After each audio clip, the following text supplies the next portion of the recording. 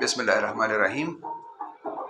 In this lecture, we will discuss the minerals, and in minerals, we are discussing the sulfur. We will discuss the sources of the sulfur, the functions of the sulfur, the deficiency symptoms of the sulfur, and its requirements to the body.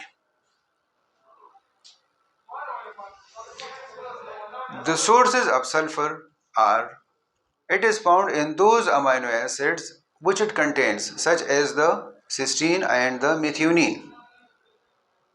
Remember that the protein are the nitrogenous organic compounds containing carbon, hydrogen, oxygen, and nitrogen. It also contains some traces of the sulfur, zinc, etc. There are 20 different amino acids which are making 2000 different types of proteins. So, those amino acids which it contains are its sources. The other sources are the wheat germs, beef, and pulses. It is required for the synthesis of the proteins in the body, as it is clear that proteins are giving the structural support to the animals. As the cellulose is giving the structural support to the plants, similarly, the sulfur is providing structural support to the skeleton and to the body of the animals and the human beings.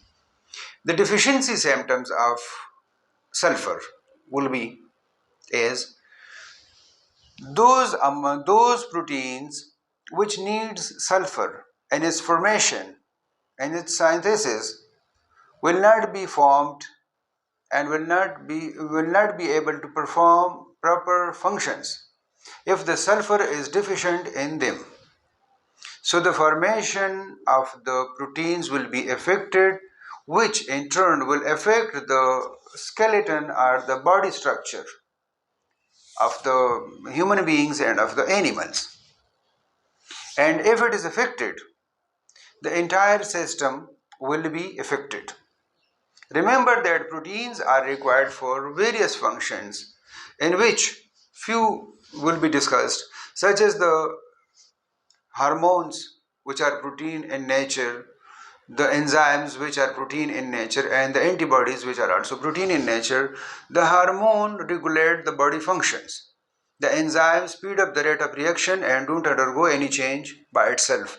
And the antibodies, the immune system, which produces the antibodies which fight against the infections.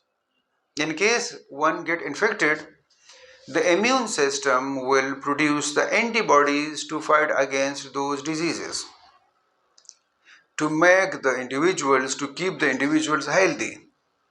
If you have any question about this lecture, you can ask us. Thank you.